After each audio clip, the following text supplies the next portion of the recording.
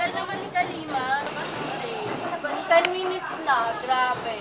Usapan 8 o'clock, 8 na. Ay, wait lang, sige. Ano, na-text mo na si Kalima? Oo, di nagre-reply eh. Uy, sino ka na pala eh? Tagal mo. Uy, kilala niyo ba si Don Michael? Oo. Yung parang hindi na naman siya papasok. Ay, bakit? Always. Magka-cutting. Oo nga, kainis naman mo. Sinasayang niya lang. Ilang beses na rin siya nag-repeat eh. Oo, 4 years. Dapat second year college na siya, no? Sayang. Sayang kung pinagpatuloy niya. Tara na, pasok na tayo. Malilate na tayo ng oras natin. Tama na yung technician na yan. Anong masasabi mo? Anong masasabi mo? Anong masasabi mo sa mga estudyante 16 above high school pa rin? Anong masasabi mo? Anong masasabi mo? Ano ba yung Forever High School? Oo, ikaw. Alam mo ba yun? Hindi. Kaya ako nagtatanong eh. Ano ka ba? Yun yung mga nagpabalik-balik sa pag-aaral, yung mga nagloloko. Uy, ikaw ano? Ito, makatulog ganun eh. Mga barkada mo, ganun. Barkada ko yun, mabait ako. Good boy! Pag-uusapan po natin ngayon ang tungkol sa Forever High School. May kakausapin po tayo upang malaman natin yung mga dahilan kung bakit sila hanggang ngayon, high school pa rin sila kahit may edad na. Ngayon po, papunta na po tayo sa bahay ni Dan Michael Florante. Tara po. Magtanong na lang tayo dito. Kuya, excuse me po, kilala niyo po si ano? Pangalan mo? Dan Michael Florante. Ay, ako yun. Pwede po ba kayong matanong ng mga ilang katanungan? Kasi may nakapagsabi po sa amin na hanggang ngayon daw po high school kayo. Oo, tama yun.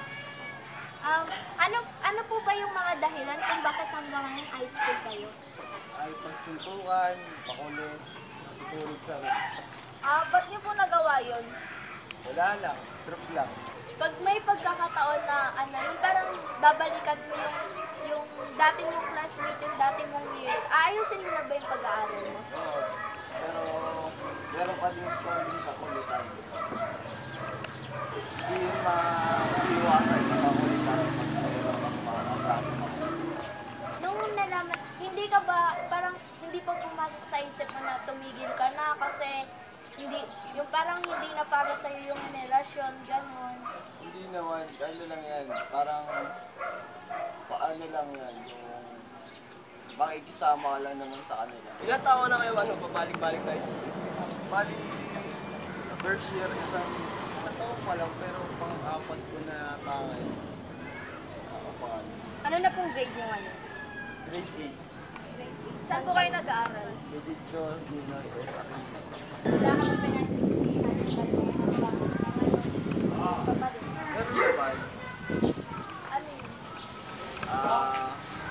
pag-iiwanan ng mga klase, ilaayon ng mga tropa, ayun lang. May mga times po ba na pinagtawanan kayo ng mga classmates mo ngayon kasi alam mo na yung gano'n. Oo, totoo yun, pero okay lang naman sa akin. Ano lang yan, sanayan. Hindi ka ba nahihiya o na Hindi naman ako nahiya, makabalan lang ng mukha. Pwede ba namin makausap yung naging teacher mo? Baka bawal kasi makakawin lang ngayon dahil lagi na ako pinapanood ng teacher ngayon. Dahil lagi ako pinapanood. Maraming salamat dahil marami kaming natutunan sa'yo, mga kwento mo. Basta sa mga kamatahin dyan, huwag lang kayo kumain sa akin. Dahil sobrang nakakahiya pag kayo nyo dito. Pero sanayin lang. Okay, salamat. pati kuya, pahabol lang. Sana pag susunod na makita ka namin, graduate ka na ng high school. Sige. Sige, thank you, Thank kuya. you po. Paparaan. Sige po. Ayan, marami na tayong natutunan dahil sa kay kuya. Maraming salamat sa kanya. Ganun pala yun. Dapat mag-aaral tayo mabuti. Ngayon alam ko na yung Forever High School.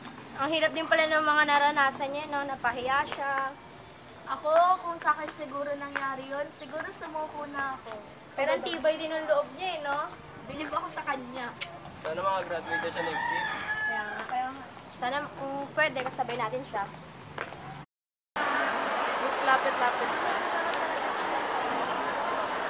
Nandito na po tayo sa loob ng school ni Kuya Flora, no? Para i-interviewin po natin siya. Tara po sa room. Pupuntahan po natin yung room na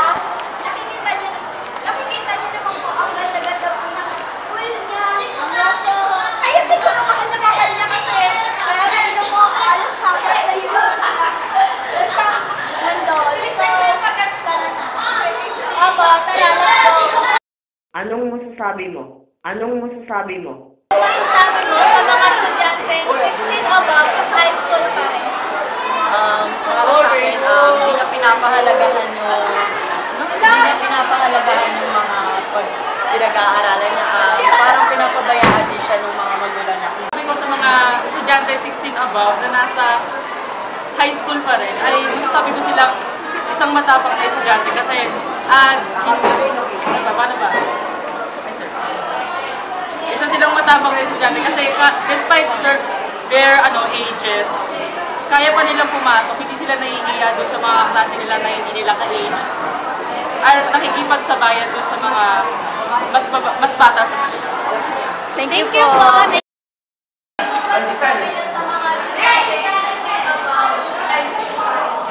Ano po, yung sa 16 years old ako, marami rin dahilan po bakit sila dapat na 16 sa high school. Sa akin, nakikita ko tatlong dahilan. Una, hindi sila matusunod sa magulang nila. Yung mga 16 above na parang tingin nila sa magulang nila, kaya sila super ng kailangan nila sa pang-araw-araw. Pangalawa, mga walang galang sa nila. Kasi sa gulo nakasalala yung grade nila. Kahit sila yung gumagawa ng grade nila, ang guro pa rin ang maglalagay noon sa kanilang report card. So, baka yung mga guro nila na kanilang inuwisip na binabawasan nila niya. Pangatlo, makulangan sa katag sa sarili. Kasi yung iba binubuli, kaya na hindi tayo na mag-aral, hindi na naganahan. Kaya tumigil na lang, ayaw makapos sa 16, 17,